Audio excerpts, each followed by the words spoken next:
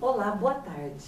Estamos de volta para continuar o nosso estudo sobre os princípios de autoridade dentro da ótica bíblica. Eu queria ler com vocês hoje um texto de Gênesis, está no capítulo 1, versículo 28. Diz assim: Deus os abençoou e lhes disse: frutificai, multiplicai-vos, enchei a terra e sujeitai-a.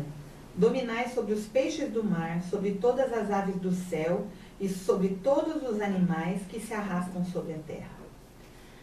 Este relato aqui é o relato da criação de todas as coisas que existem. E por último, vocês sabem que Deus criou o homem. E quando Deus criou o homem, Ele entregou tudo que Ele tinha criado nas mãos do homem. Este primeiro casal, Adão e Eva. E aqui nesse texto que eu li, Ele diz para que este homem se multiplique, enche a terra e para que ele sujeite a terra, para que ele domine sobre todos os animais, sobre todas as forças da natureza. Então essas duas palavras, sujeitai, dominai, significa que o homem, em seu estado original, tinha o domínio, a autoridade sobre todas as coisas criadas por Deus, tanto as forças da natureza, como os animais, as aves, os peixes, aqueles que se arrastavam sobre a terra. Era uma vida de perfeito equilíbrio, em que o homem, instituído, investido da autoridade de Deus, governava a terra. Porque como nós vimos no último estudo que nós fizemos, autoridade é governo, é a representação do governo de Deus sobre a terra. Então, quando Deus entregou isto para o homem, essa autoridade, este governo, o homem deveria representá-lo. E Deus o capacitou para isso.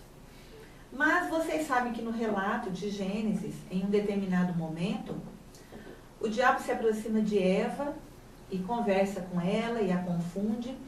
E ela, assim como Adão, desobedecem a uma ordem que Deus havia dado de que eles não comessem da árvore do conhecimento do bem e do mal. E o que aconteceu ali foi uma coisa muito séria. Porque quando o primeiro casal, Adão e Eva, pecaram, eles perderam aquela autoridade, aquele domínio que Deus havia lhes entregado sobre todas as coisas criadas. E a partir dali, na verdade, quem passou a dominar, a ter o domínio sobre a criação, sobre as forças da natureza, lógico que ele também, debaixo da autoridade de Deus, foi o diabo, foi o inimigo. Nós vemos que em primeira carta de João, ali há um versículo muito interessante que diz que o mundo jaz no maligno. Então, este mundo, esta terra que foi criada por Deus, que Deus entregou ao homem para governar, passou para as mãos de um outro ser, um ser maligno, o próprio Satanás. A Bíblia diz que quando um homem é vencido por alguém, dele ele se torna escravo. Então foi isso que aconteceu com a humanidade. Ela passou a estar sob o domínio deste inimigo de Deus, que também é inimigo dos homens. E algo que confirma essa verdade está ali no relato da tentação de Jesus. Nós vemos em Mateus 4, em Lucas 4, não vou ler aqui na Bíblia, mas uma das tentações que o diabo oferece a Jesus, ali naquele texto, ele mostra para Jesus todos os reinos da terra e a glória desses reinos e diz para ele: olha, eu te dou toda a glória, toda a autoridade desses reinos que você está vendo, porque eles me pertencem, eles me foram dados. Se você prostrado me adorar. Isso significa que é uma realidade. Jesus não retrucou, não disse: não, isso daí não é nada seu, isso é meu, isso é de meu pai. É lógico que pertence a Deus, mas Deus tinha delegado essa autoridade para o primeiro casal, que seria também o pai de toda a humanidade.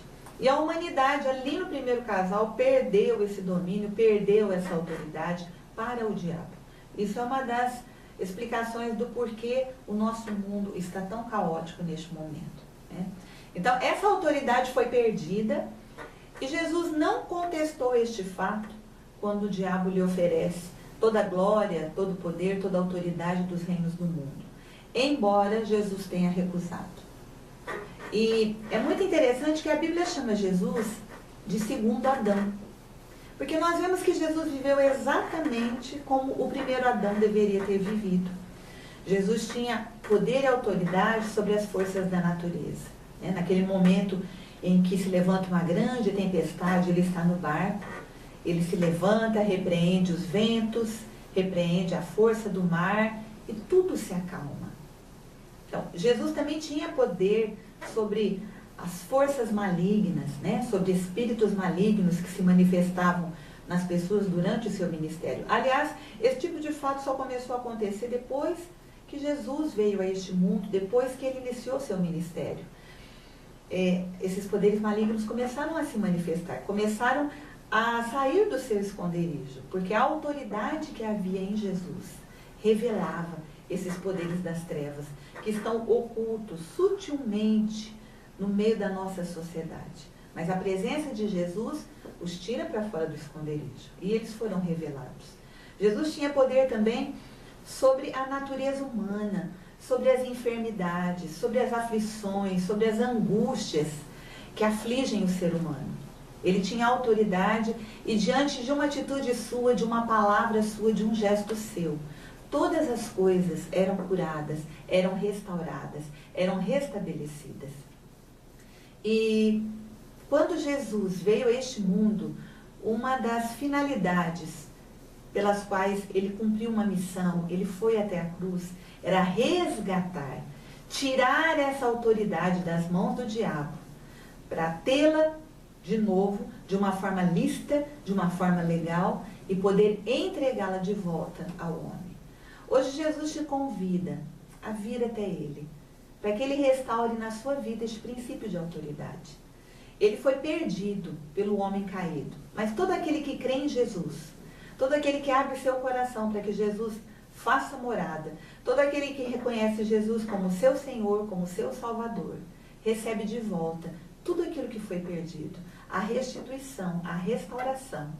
E eu convido você a fazer uma entrega da sua vida para Jesus, para que Ele seja teu Senhor e teu Salvador, para que Ele entre na sua história, entre na sua casa, para que Ele sare você, para que Ele restaure você, para que Ele restaure a sua vida por completo, para que a uma palavra, a um gesto, a um toque dEle, novamente essa autoridade seja restituída e a sua vida volte a funcionar da forma como Deus planejou. Até amanhã nós vamos continuar estudando este assunto e que Deus te abençoe.